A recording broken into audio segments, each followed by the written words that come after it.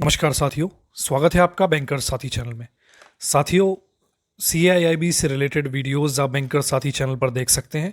Videos आपको पसंद आते हैं तो उन्हें लाइक करें, साथ ही शेयर करें हमारे सभी बैंकर साथियों के साथ जो CIIB एग्ज़ाम देने जा रहे हैं। और चैनल को सब्सक्राइब करें ताकि आने वाली वीडियोस की नोटिफिकेशन आपको टाइमली मिलती रहे। इस वीडियो में हम डिस्कस करेंगे CIIB के पेपर 1 की यूनिट 6, जिसका नाम है Indian economy and various sectors of Indian economy. साथियों, इंडियन इकोनॉमी की जब हम बात करते हैं तो दो फेज़ हैं जो 2008 तक की हम बात करेंगे और उससे पहले की बात करेंगे। तो उससे पहले की जब हम बात करते हैं इंडियन इकोनॉमी की, in the first 5 decades of 20th century, जब तक हम इंडिया को इंडिपेंडेंस मिली 1947 में, उससे पहले क्या था, per capita GDP of India was stagnant. कोई पर कैपिटा GDP, कोई ग्रोथ बहुत ज़्यादा कुछ था नहीं। The trend growth in GDP during this period was 0.9%, with population growing about 0.8%। तो समझा जा सकता है क्योंकि हमारा देश जो था वो अंग्रेज़ों का गुलाम था, यानी कि हम we were part of British India, British empire के हम पार्ट थे। तो वहाँ पर कोई ऐसा सच ऐसा नहीं कि GDP में बहुत अच्छी कोई ग्रोथ वहाँ पे हो रही हो। पॉपुलेशन ग्रोथ भी कम थी क्योंकि लाइफ एक्सपेक्टेंसी ही नहीं थी इंडियंस की। बहुत कम एज पे मृत्यु दर काफ़ी ज़्यादा थी, कम एज पे ही लोग चले जाते थे। और उसमें कई सारे बीमारियां भी उस समय जो फैलती थी, हैज़ा वगैरह, और वो तो ये सारी चीज़ें थीं उस समय। जो हालात थे वो काफ़ी ख़राब थे। बट 1947 के बाद में, जब 1950 से जब हमारा देश आज़ाद हो गया और पूरी तरह से जो इकोनॉमिक ग्रोथ होना शुरू हुई, इंडस्ट्रीज़ लगना शुरू हुई, इस पर ध्यान देना शुरू किया गया कि भारत को डेवलप किया जाए, इकोनॉमी को डेवलप किया जाए, इंडस्ट्री लगाई जाए। तो 1950 से और 1980 तक जो GDP में ग्रोथ आई वो करीब 3.5% की थी, तो काफ़ी कम थी उस समय भी। और 80 से 2000 तक ये लगभग 6% एवरेज इसका रहा है, और 2000 से 2008 तक 7.2%। अब हम इकनॉमी को जैसे हम बात करते हैं कि 2008 से पहले और 2008 के बाद में, तो 2008 में ऐसा क्या हुआ था साथियों कि 2008 जो था वो आ, आपको पता होगा, शायद याद होगा सबको, कि जो महामंदी आई थी, ग्लोबल क्राइसिस, फाइनेंशियल क्राइसिस 2008 में आई थी, सारे शेयर बाज़ार वगैरह गिर गए थे। तो उसमें जो है इंडियन इकोनॉमी भी इफ़ेक्ट हुई थी। हमारे यहाँ भी काफ़ी ज़्यादा उस समय फाइनेंशियल क्राइसिस आई थी, मंदी आई थी। The global financial crisis of 2008 affected the Indian economy also, despite various measures taken by RBI and the government. The growth rate started declining. तो ग्रोथ रेट काफ़ी कम हो गए थे, इंडस्ट्री में प्रोडक्शन काफ़ी कम हो गए थे। तो ये सब कुछ उस समय हुआ था, शेयर बाज़ार एकदम धराशायी हो गया था। तो उसके बाद में लेकिन हालात बदले। 2009 और 10 में अच्छी रिकवरी आई, ग्रोथ अच्छी आई, 7.1%। उसके बाद 10-11 और धीरे धीरे 16-17 तक हम लगभग इसके आसपास, कुछ कम कभी ज़्यादा, 5.1, 6.6 इस तरह से करके, और 16-17 में 7.1 की GDP ग्रोथ आई। तो इस तरह से ये चला है। अब बेसिकली जो इंडिया में जब हम बात करते हैं इकोनॉमी की, तो हर देश में अलग अलग कंडीशंस होती हैं।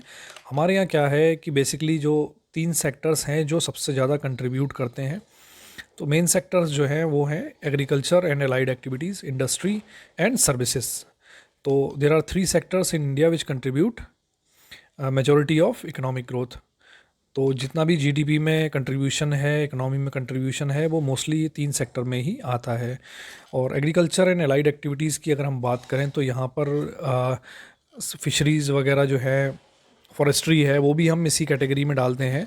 और एग्रीकल्चर को हम primary sector of Indian economy कहते हैं, प्राइमरी सेक्टर ऑफ इकोनॉमी कहते हैं, क्योंकि और सबसे ज़्यादा जो लोग हैं वो इसमें ही लगे हुए हैं।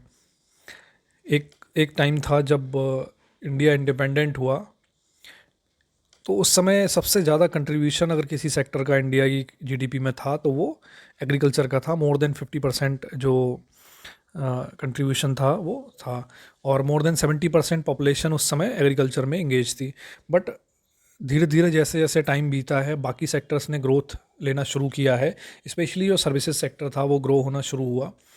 तो धीरे धीरे जो एग्रीकल्चर की कंट्रीब्यूशन है वो जीडीपी में कम होता गया, और साथ ही जो लोग हैं जो एग्रीकल्चर में लगे हुए हैं, population of country that was engaged in agriculture that also dropped in a significant level.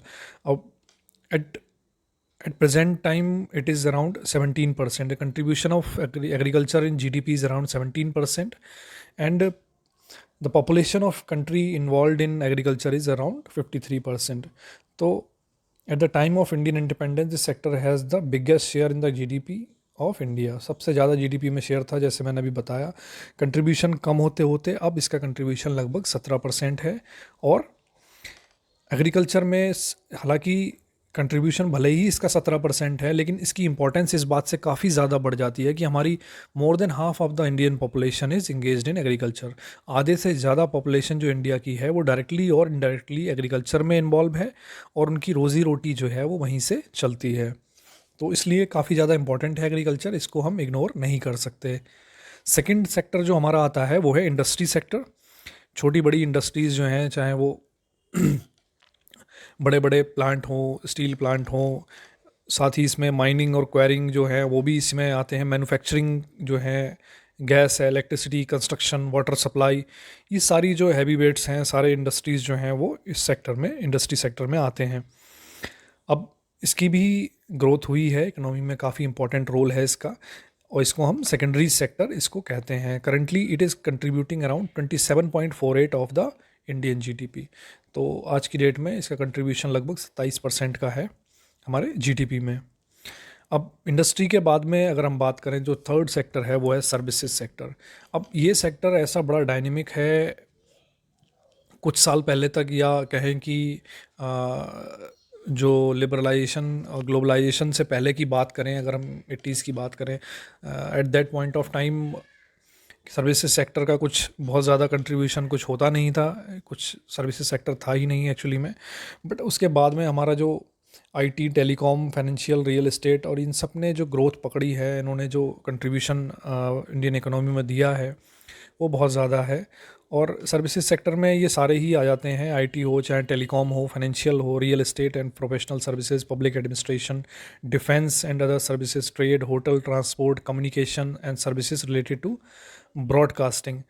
This sector is also known as tertiary sector of the economy. तो इसको हम टर्शरी सेक्टर ऑफ इकोनॉमी भी कहते हैं. Currently, this sector is the backbone of Indian economy and contributing around 54.77 of the Indian GDP. तो इस समय at this point of time it is the major sector contributing maximum to the GDP of India.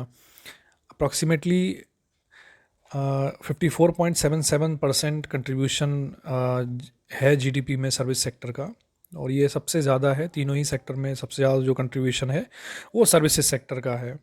India ranks 11th in the world in service sector.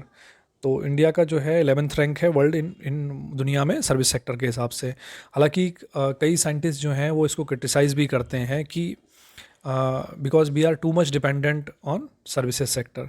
तो services sector पे हम बहुत ज़्यादा dependent हैं, IT पे. और कई बार क्या होता है कि जब जैसे आईटी हमारी है वो यूएस में, जो कंपनीज़ जो हैं काम कर रही हैं उनको यूएस में या यूरोपियन कंट्रीज़ में, बाकी कंट्रीज़ से जो ऑर्डर्स वगैरह मिलते हैं, अगर वहाँ पे कोई कानून चेंज होता है, बदलता है, तो इससे काफ़ी ज़्यादा फ़र्क हमारे इंडस्ट्री पे आता है. तो इसीलिए कई लोग इकोनॉमिक्स जो हैं वो क्रिटिसाइज़ करते हैं कि हमें जो है काफ़ी ज़्यादा फोकस, सर्विसेज सेक्टर हमारा बढ़ रहा है, अच्छी बात है, बोनस है हमारे लिए, बट हमें जो है हमारी जो कोर है, यानी कि जो एग्रीकल्चर है या फिर जो इंडस्ट्रीज़ हैं, उनको भी साथ में ग्रो करना है. यानी कि हमारे प्राइमरी और सेकेंडरी सेक्टर भी ग्रो होने चाहिए. टर्शरी सेक्टर ग्रो हो रहा है वो अच्छी बात है.